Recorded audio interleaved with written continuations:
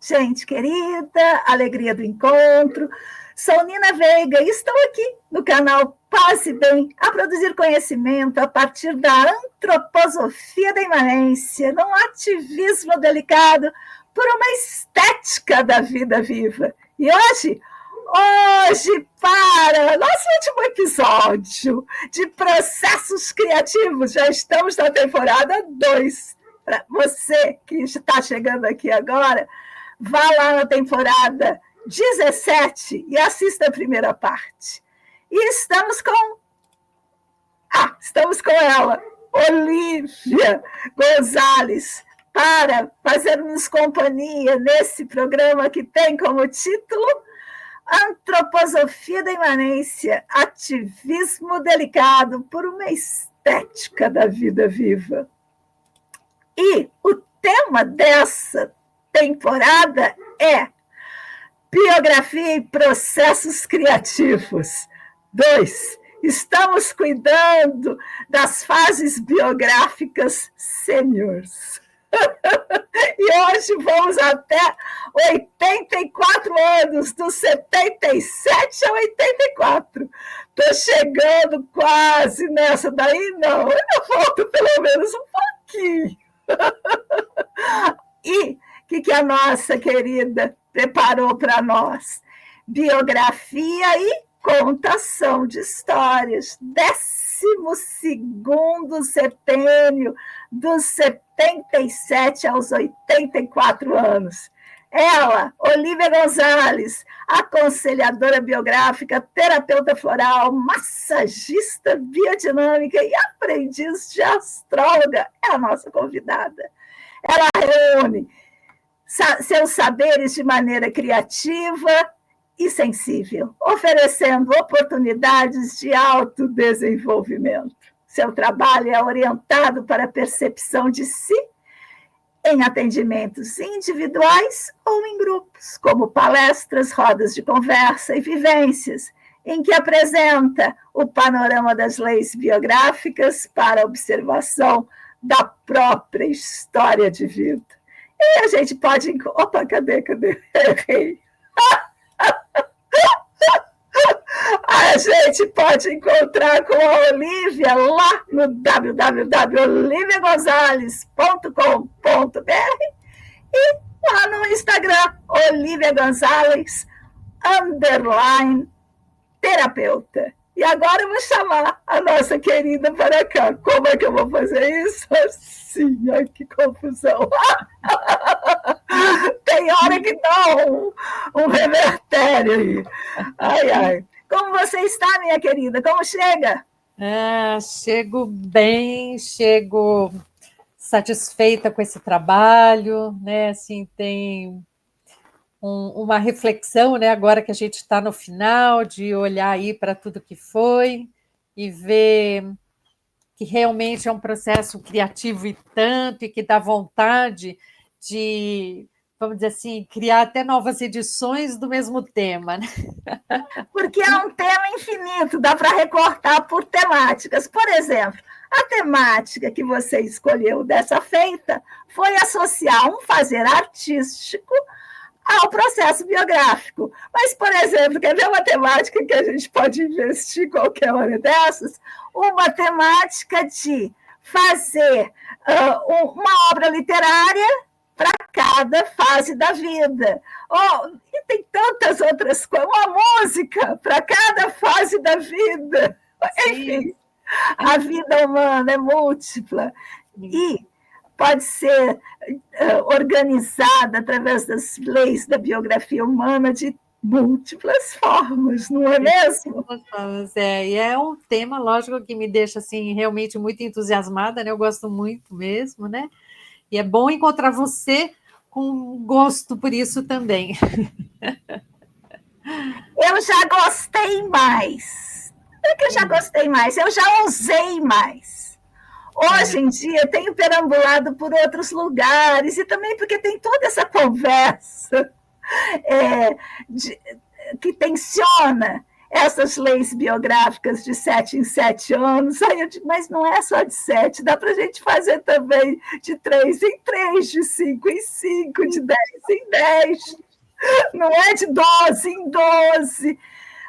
Vai mudar o recorte, porque o mais interessante disso é a gente criar essa possibilidade de observação das potências de uma biografia. E não criar uma regra, só vale de 7 em 7. Não, a própria biografia humana, em suas organizações teóricas, mostram ritmos de outras cadências, não é mesmo? Sim, sim, a gente olha, inclusive, né, para cada etapa, né? Então a gente olha para os ciclos realmente dos, vamos dizer assim, do desenvolvimento da própria identidade, como um ciclo de 11 anos, ciclos profissionais, né, de expansão, como 12 anos. Então, a gente vai reconhecendo outros, né, mas que é diferente desta frequência, né, dos setênios. Essa Né? eu diria que é a mais pedagógica, a mais didática, é a que a pedagogia Waldorf usa, é a mais comum, não é? Mas, se você vai aprofundando o olhar na biografia humana, você vai encontrando outras coisas e até mesmo ritmos inerentes à própria biografia singular de cada individualidade. Por exemplo, no meu caso, eu tenho uma biografia de 15 em 15. Cada 15 acontece um trem. Eu até que gosto. Muito bem. Bora lá, então? Bora lá, então. Vou colocar aqui. Opa! Céus! A biografia como processo criativo aí do começo ao fim, né? Não importa com que idade essa vida terrena cesse, né? A gente tem aí um grande processo, né? Então, a gente tem dos 77 aos 84 anos, esse 12º setênio, a contação de história, ou, né, esse exercício da linguagem oral. Que, assim, aqui é como uma continuação do que foi trazido no 11º setênio, né, no nosso último episódio, com a poesia, né, que tem regras, que tem normas, mas aqui, né, a gente simplifica um pouco mais e nós vamos simplesmente contar a história, né, sem se preocupar com as regras, nem com as normas, né, e aqui vale tudo, né, assim, vale começar do fim, vale se emocionar com risadas, com lágrimas, vale terminar com um abraço, vale terminar no silêncio, vale tudo. É interessante como as tradições cultuam também com seus idosos, né? com suas. Mesmo na tradição ocidental mais contemporânea e insensível, se a gente vai visitar, por exemplo, um asilo, uma casa de repouso, logo a gente já está escutando histórias, não é? Exatamente, né? Então, é isso mesmo que a gente está fazendo. E é muito interessante também, eu tive pensando, né, que nós fizemos o primeiro episódio falando dos contos de fadas, né? Dessas histórias que têm a ver com a infância, né? E agora a gente está encerrando com uma contação de história, mas é a outra história. Isso mesmo. Olha só, querida, tem um barulhinho que você está se mexendo, fazendo. Seu microfone está onde? Está aqui. Eu acho que você está roçando sem querer a mão nele, tá bem? Tá bem, vamos ver. Então tá. Vamos dar. Bom, aí a gente tem nessa etapa aí dos 77 aos 84, as pessoas tendem, né, a estar cultivando um profundo senso de gratidão pelas experiências vividas e pela vida em si, né? E a gente tem a Gudrun, né, a Gudrun Burkhardt, que é a nossa mestre-mor, né? que escreveu aí a vida após os 80 anos, com quase 90, e ela que organizou exatamente a metodologia do aconselhamento biográfico e deve ter ouvido muitas histórias, né? Ainda nessa fase aí, ela buscou ouvir um pouquinho mais e depois contar essas histórias para a gente. Isso demonstra, né, como passar o conhecimento acumulado, principalmente nessa etapa da vida, né, é ainda mais importante, né?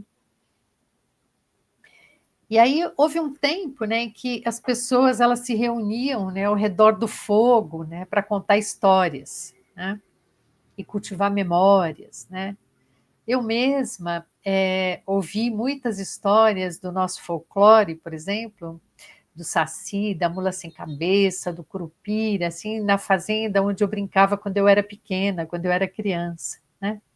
E algumas histórias eram assustadoras, outras deixavam a gente mais corajosa, né? Então, é uma experiência muito gostosa, né? Mas E é engraçado como elas ficam, né? As elas ficam. histórias, eu ainda escuto, as minhas tias-avós que contavam essas histórias, nenhuma está viva mais, claro, né? Mas eu ainda lembro, sabe? Noite de tempestade, sem luz, nas varandas de Rondinha, litoral do Rio Grande do Sul, e aquelas histórias, e de vez em quando, no meio daquelas histórias, um raio, sabe, iluminava tudo, era bem legal, muito bem. E é isso. Lá a gente tinha, quando faltava luz, o lampião de querosene. Eu ainda, imagina, muito mais do que 50 anos, eu não vou falar 60, tá bom, vou falar 60. 60 anos! E ainda me lembro, ainda sinto o cheiro do querosene, ainda vejo os raios na paisagem, enfim. É muito importante essas experiências. Porque é exatamente, né, aí que a gente está realmente resgatando as nossas memórias, né, culturais, afetivas, né, são transmitidas e a gente vai retendo, né? Eu tenho essa experiência também, né, estou contando história hoje, tá vendo? Contação de história, eu estou contando história. O meu pai era um contador de histórias, naturalmente, né? Então ele tinha um jeito muito peculiar também, assim, de contar os detalhes, que ele trazia assim. Era uma terça-feira nublada, fazia frio, e eu tinha que pegar o bonde às 6h10. Mas naquele Muito dia, bom. né? E aí com isso ele ia contando a história da cidade, algumas experiências dele, coisas assim, né? E hoje, né, então, a gente vê assim, quanta coisa que foi passada nessas histórias dele, né?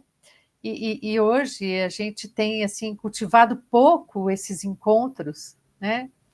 Que favorecem essas transmissões, né, de experiência, apesar de tanta ênfase na comunicação como a gente tem, né? E é um paradoxo mesmo, né? Eu vou fazer uma digressão, sabe? Porque eu acho importante uma coisa que eu vou trazer aqui, que eu considero muito importante. A gente conta pouco histórias da nossa vida para os filhos pequenos. A gente já conclui, como eles nasceram ali perto de nós, que eles já sabem tudo e não sabem nada. Poucas crianças têm acesso às experiências do pai e da mãe, por mais bobinhas que sejam. A conversa normalmente é muito intransigente. Faça isso, faça aquilo, vista isso. E pouco dessa oratória que a gente vai adquirindo pouquinho mais tarde. Mas quando as crianças necessitam, e porque a gente não tem quase avós por perto, então são os pais e as mães que precisam se exercitar na arte de contar histórias de si. Histórias Isso. de si. Histórias Mesmo de antes si. de dormir, também histórias de si caem bem, não é? Oi, como? Né?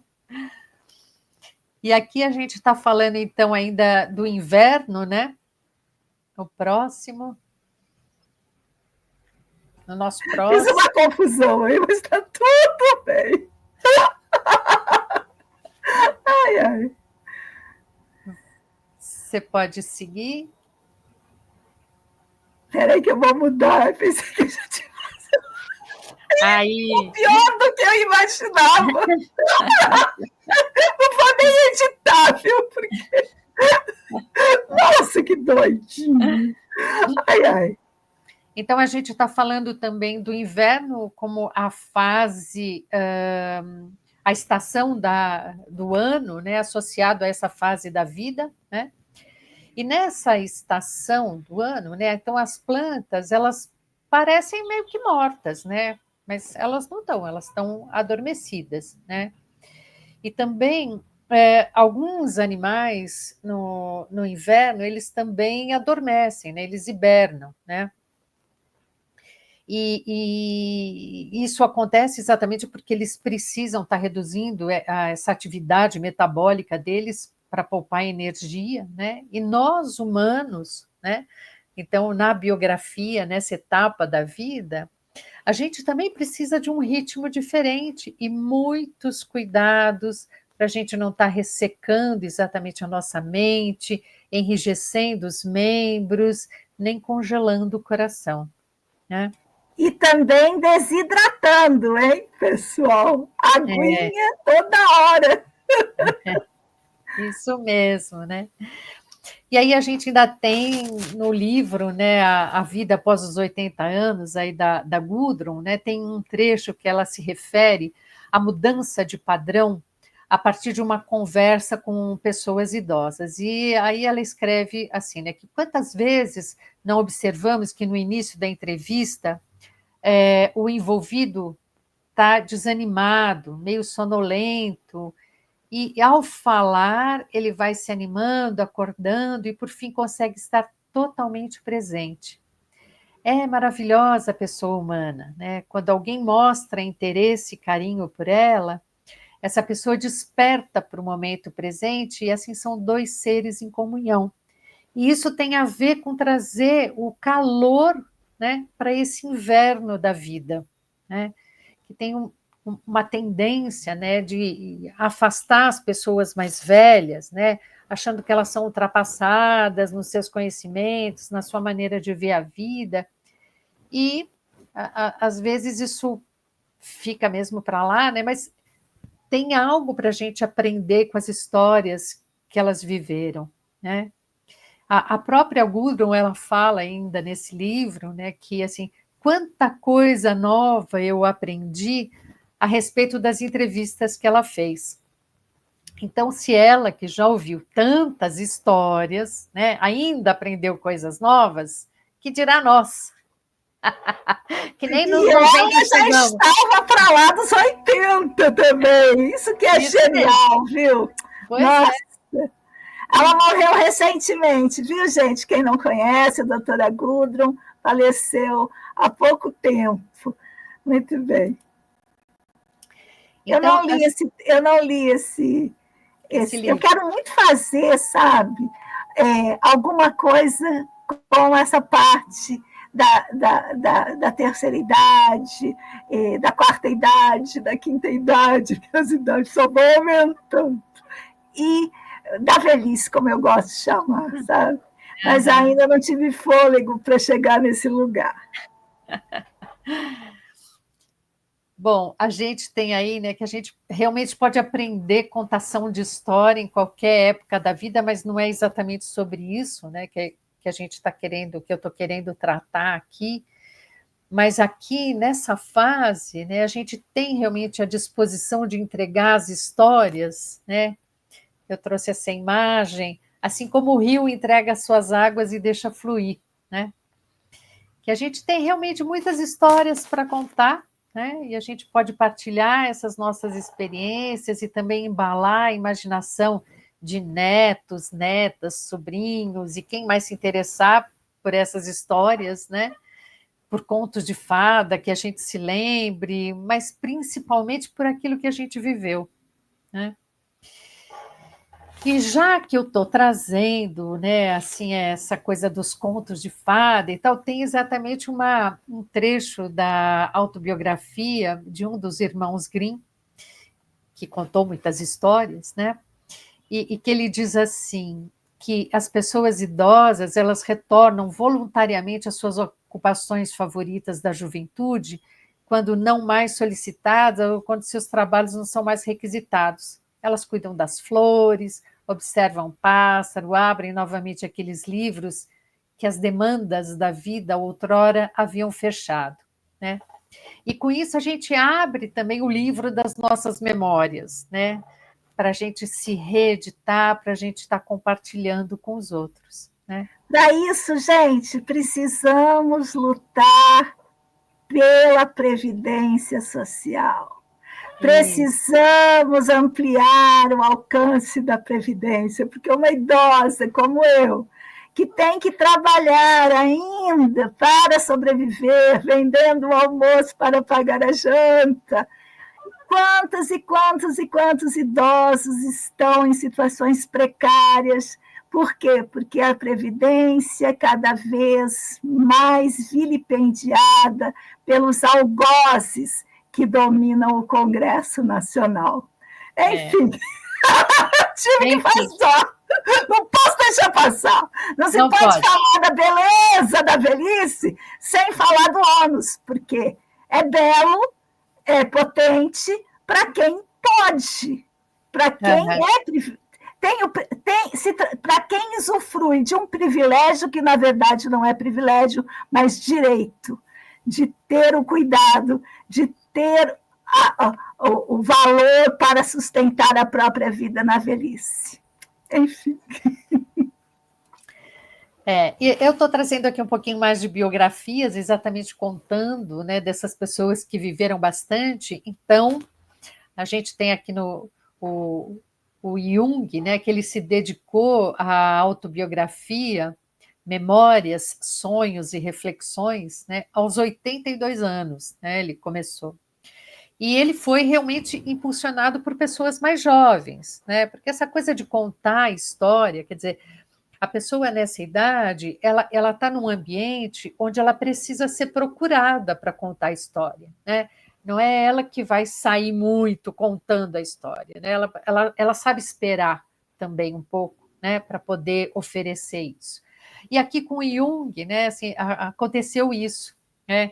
Então, as pessoas motivaram ele para estar contando essa história, né? E para que a trajetória dele fosse registrada. E nessa etapa, né, a pessoa pode realmente transmitir o conhecimento, como ele fez também, não só com aquilo que ele estudou e que ele desenvolveu intelectualmente, mas com o que ele extraiu, né, das vivências e das reflexões dele, né, por isso tem esse nome, né, Memórias, Sonhos e Reflexões e tal. E aí as nossas histórias são muito valiosas. Tem essa frase que eu acho que é muito particular mesmo da vida dele, né, que foi que ele foi se dando conta, né, ao longo dos anos, até aí a partir desses 80, e que ele diz, então eu era o que eu tinha sido, né? Então, como realmente a somatória das escolhas dele. E aí está a foto da Aniela Jafé, que foi realmente a pessoa que escreveu a autobiografia dele junto com ele, né? Muito bem. Bom isso, né? Muito bom de ter esse interesse, né? E aí a gente tem também um outro trecho, né, um pedacinho de um compartilhamento de uma biografia um pouco mais atual, né, que é um recorte de uma entrevista do Mia Couto, o escritor moçambicano, que quando foi perguntado, né, sobre o desenvolvimento com a narração de histórias, né, ele disse isso, né, assim, que começou em casa, quando começa tudo, né? Havia ali essa tentação de escutar e vivia-se num ambiente de histórias. Meus pais, sendo imigrantes portugueses, eram contadores de histórias e sofriam daquele mal da saudade, então eles tinham de reinventar o país que deixaram. E as primeiras grandes viagens que fiz foi por meio da escuta dessa narração, né? Como eu uma também beleza, né? é uma beleza, E como eu sou filha também, né, de imigrantes, né, minha mãe portuguesa, meu pai espanhol, isso é muito também da minha história, né, assim, eu ouvia muitas histórias, né, de onde Seu eles pai é da vinham. onde, Olivia? E meu pai é da Galícia, né, Muito bem. ali pertinho de Vigo. E aí você pode ver, né, que quando uma pessoa conta a sua experiência, né, assim, você tem essa impressão de se aproximar dessa pessoa, né, de sentir ela mais próxima de você, tem a oportunidade de respeitar mais a trajetória dela e repensar a sua própria, né? Eu quero isso para mim, o que essa experiência diz para mim, quais são as minhas opções, né? Então, a história dos outros nos traz parâmetros, né? E aí tem essa frase do José Saramago, né, que fala que aprender com a experiência dos outros é menos penoso do que aprender com a própria. Mas a gente bem sabe que a gente vive testando a teoria dos outros para aprender com a nossa própria história, né? Então, isso faz parte, mas não precisa ser o único jeito, né? Então, tem também, segundo a Organização Mundial da Saúde, né, uma nova classificação para as faixas etárias, né? Então, agora, imagine, menor de idade vai até os 17 e os jovens, olha só, eu ainda sou jovem, dos 18 a 65, a meia-idade dos 65. Oba, rejuvenesci, acabei de tornar-me de meia idade. Olha, nossa, eu vou ser obrigada a criticar a OMS. Sim, com certeza. Fazem isso para vilipendiar as previdências, para exaurir as forças de produtividade, para que cada vez mais a pessoa tenha que morrer trabalhando. E a gente vê que assim tem essa informação, né, de que antes de 1875, aos 50 anos, as pessoas eram tidas como idosas. Um pouco menos de 100 anos depois, lá para o fim dos 1960, que é a minha infância, devo dizer, as pessoas com 60 anos eram tidas como idosas. E agora, há cerca de 60 anos depois, né, a gente vai considerar os idosos a partir dos 80 anos, mas é isso mesmo, eu coloco aqui essa pergunta também, né? É isso mesmo na prática, né? Porque a gente vê bem, inclusive, no contraponto disso que você está dizendo, que algumas pessoas ali por volta dos 50, 60 anos não são consideradas para vagas de emprego, por exemplo. Não, e nem deveriam, mas é a questão Exatamente. previdenciária. Porque agora a OMS faz isso, e daqui a alguns anos os legisladores dos diversos países começam então, mas então vamos passar a aposentadoria para depois dos 80. Isso significa dizer que a pessoa trabalhou 60 anos sem parar. Para poder receber uma pensão por quanto tempo? 3 anos? 4 anos? 5 anos? Muito bom. Vou te falar, hein? O assunto, é por isso que eu não consigo chegar perto desse assunto. Começa a me dar um quente. A gente tem esperança. Vamos para o próximo. Que exatamente... não tenho esperança, não. Pelo contrário. Mas vamos em frente, né? Fazer o quê? Sim, a esperança nos move, né? Tem a Marília Berzins, dessa ONG, que é um observatório da longevidade humana e envelhecimento, né? Ela trouxe essa frase, né, que a velhice é a maior conquista da humanidade no século passado, Porque é isso, assim, antigamente as pessoas realmente morriam mais cedo e a vida tem se prolongado, as pessoas envelhecem mais agora, e essa ONG, ela se propõe a estar contribuindo com a defesa dos direitos e da melhoria das condições das pessoas nessa faixa de idade, né? Então, Porque elas disseram oferecem. que a infância foi inventada agora no final do século XIX para o XX. Mas a velhice foi inventada também no final do século XX. Por quê? Porque uma mulher, no começo do século XX, vivia no máximo até 42 anos. Paria, morria. Era assim, a maioria. Então, isso tudo são novas coisas. Eu não sei se conquistas, mas são novas. E a gente ainda não está sabendo lidar com elas.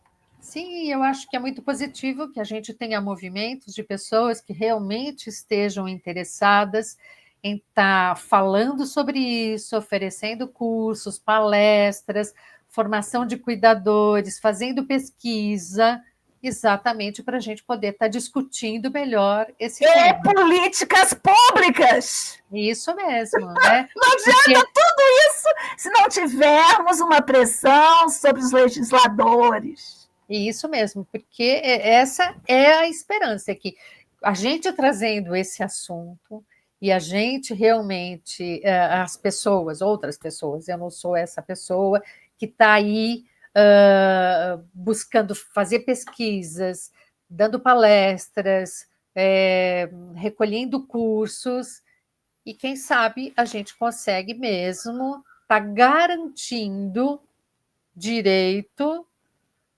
nessa etapa da vida para mais pessoas. É isso. E se a gente não falar sobre isso... Você é muito boa, viu, Olivia? Você é muito boa! Não,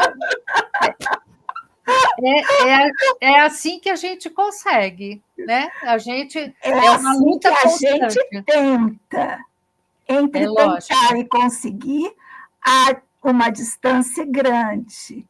Lógico. E os prognósticos mostram um sombreamento pela frente, mas isso não vai nos impedir de continuar tentando, de continuar denunciando, de continuar falando, de continuar tentando. Isso que é importante, porque senão a gente se ilude. Então, aqui a gente tem mais um recorte de uma crônica da Ruth Manus que diz: meus pais não são velhos. Quer dizer, velho é um conceito relativo. Aos olhos da minha avó, são muito moços. Aos olhos dos amigos deles, são normais. Aos olhos das minhas sobrinhas, são muito velhos. Aos meus olhos, estão envelhecendo. Isso é legal também, não é? E é bom lembrar que envelhecendo estamos todos desde o momento que nascemos. Né? Então, como assim, diz a Clarice Lispector, nascer acabou com a minha saúde. E sempre que a gente vai passando, né, para uma nova fase, a gente tem aí o impulso de estar resgatando o que foi, né? E, na melhor das hipóteses, recolhendo os aprendizados para a gente poder lidar melhor com aquilo que vem, né? Porque é mesmo nessa história que a gente conta, né, que a gente deixa que esses nossos aprendizados sejam transmitidos e a gente vai compartilhando o que aprendeu e o que errou, e, bom, as nossas escolhas de modo geral, né, e isso pode estar contribuindo com os outros, né? E as histórias ensinam, né? E eu tenho aqui uma breve história, assim, de uma lenda do Buda, que ele diz que assim, já em idade avançada, num dia quente de verão, né, sentindo muita sede, o Buda ele pede para o discípulo que volte num trecho do caminho que eles acabaram de fazer, por onde eles passaram por um rio, para buscar água para ele. E o discípulo volta alguns quilômetros, e quando ele chega lá no rio, a água está enlameada, porque acabou de passar um carro de bois e tal, e aí não foi possível levar água para o mestre, e ele volta de mãos vazias. Aí, chegando lá, o Buda vira e fala assim, não tem jeito, meu filho, pode voltar lá e trazer água, né? E alerta o discípulo, e não volte se a água estiver suja. E o discípulo acha aquilo um desperdício, mas ele volta, né? E quando ele chega lá, a água já está um pouco mais clara. Então ele senta à margem, ele espera, e aí lentamente ele vê essas águas clareando, e aí ele recolhe a água, né? E leva para o mestre, agradecendo a lição. E a gente pode tirar, lógico, muitas lições dessa história, mas eu vou ressaltar essa, né, que trata daquele que já passou por muitas experiências, muitas vezes por uma situação, então ele pode orientar o outro a fazer de um determinado jeito, né? E acho que essa é a riqueza, é uma das riquezas da contação das histórias de vida, né? Essas histórias que são vividas, né, que dão consistência para a pessoa que está ali, né, e que trazem os valores delas, né.